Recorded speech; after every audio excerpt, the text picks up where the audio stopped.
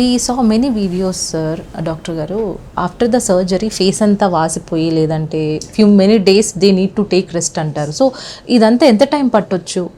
Rhinoplasty కొంచెము long term procedure. అంటే మనం చేసే ప్రొసీజర్ మనకు 1.5 to 2 hours పట్టినా కూడా రికవరీ 5 daysలో మీరు ఏబుల్ టు వర్క్ బ్యాక్, మీ నార్మల్గా వర్క్ చేసుకోవాలన్నా కూడా కంప్లీట్ రైనోప్లాస్టీ రిజల్ట్స్ రావడానికి మినిమం 3 to 6 months పడుతుంది.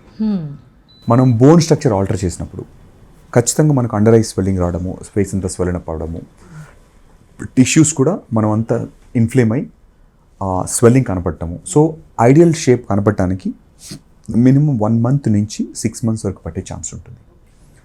బట్ లోపల మనం ఆల్టర్ చేసిన కార్టిలేజ్ ఏదైతే స్ట్రక్చర్ ఆల్టర్ చేస్తామో ఆ ఆల్టర్ చేసిన స్ట్రక్చర్ మీద స్కిన్ మళ్ళీ డ్రేప్ అవ్వడానికి, సో అది న్యాచురల్, మనం గమ్మేసి అతికేం అక్కడ. సో పైన వేసింది మళ్ళీ దాన్ని నీట్గా వెళ్ళి స్టక్ అవుతుంది. ఆ ప్రాసెస్ మనకు యూజువల్గా 3 months to 6 months minimum time పడుతుంది.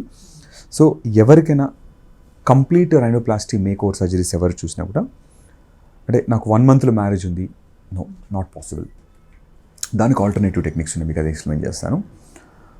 బట్ మినిమమ్ 3 months ప్రిపరేషన్ లేకుండా డౌన్ టైం కంప్లీట్ హీల్ అవ్వడానికి, ఐడియల్ రిజల్ట్స్ రావడానికి షార్ట్ కట్స్ 1 weekలో 10 daysలో అయిద్దని మాత్రం ప్రొసీజర్ ఎప్పుడు చేయించుకో.